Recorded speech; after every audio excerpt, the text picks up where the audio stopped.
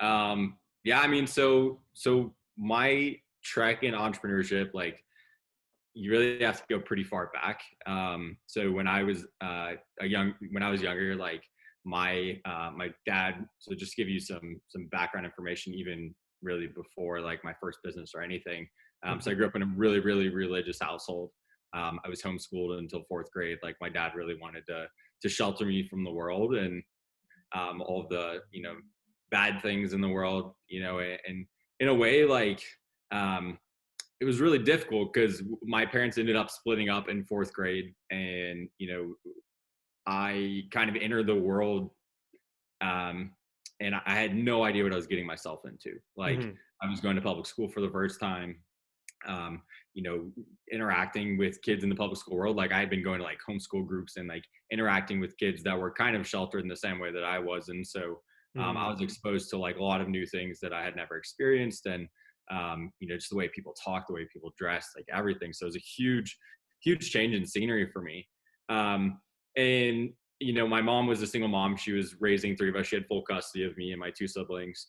And I learned really quickly that like you know, my mom was struggling, and, she was taking help from the church and, taking help from friends and family. And like we were couch surfing, a lot of times with, my older brother or like with her sisters, whoever, until she kind of got settled. So for the first like year or two, it was really tough for her. And so I was trying to do like anything that I could to help lessen the burden. So I would like help out around the house and, really do anything that I could. But like what I couldn't contribute to was money. And so Mhm. I was always looking for ways. Like we lived in a more like elderly neighborhood, and so I was looking for ways to kind of help out, make some money, like help buy some clothes. Again, like I was trying to fit in public school, so I wanted to like kind of blend in and dress the same way these people did, talk the same way they did, things like that. And so, um, like my first businesses were, like landscaping companies.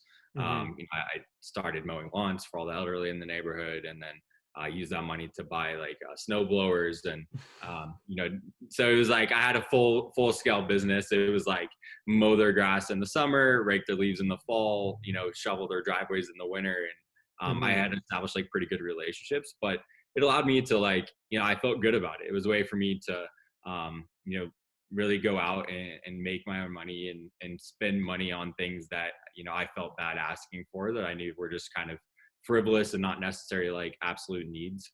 um Mhm. and that was like when I kind of realized that going out and making money was really just about identifying opportunity, and so that was something I feel like over time I got really good at. Mhm. So yeah, I mean, I think through intermediate school, which is like fifth, sixth grade, and the middle school, it was kind of the same thing. I was always looking for opportunity, looking for different ways to make money. And same thing, like I was starting to fit in. I think early on, I know we had talked about this before, but like early on, I learned that like, okay, if I was getting bullied for being the new kid or the way I dressed or whatever, like the easy answer to that was to answer it with violence. So like I kind of established the fact that like I was kind of the not a like I wasn't a bully whatsoever. It was Mhm. more just like if anyone came to me and was like bullying me, like I wouldn't take it. And so, after like a year or two of like probably 10 fights over my first 2 years in school, like I didn't really get bothered anymore. And I had like Mhm. established a good set of friends and everything else. But then it stuck with me. Like I had this like chip on my shoulder where I was like, oh, this is like who I am now, like I'm this Yeah. big bad kid, and don't mess with me, whatever. Um and like that got me into a lot of trouble. I mean, once I got into middle school, same thing, like on the business side, I had a bunch of side hustles. I still was always trying to identify like new ways to make money. But then and I was a straight A student. Like I wasn't a bad kid. I really got into some stuff that like ultimately I just didn't think I'd get caught for, Mhm. or I didn't like fully understand the true ramifications of like what I was really getting myself into. And so, like in eighth grade, I ended up injuring someone really badly in a fight in school. I was actually expelled for it. So like I had to go in front of the school board, superintendent, everyone. They decided to expel me for that semester. So that was first semester. And What then what was that fight like about? Do you remember?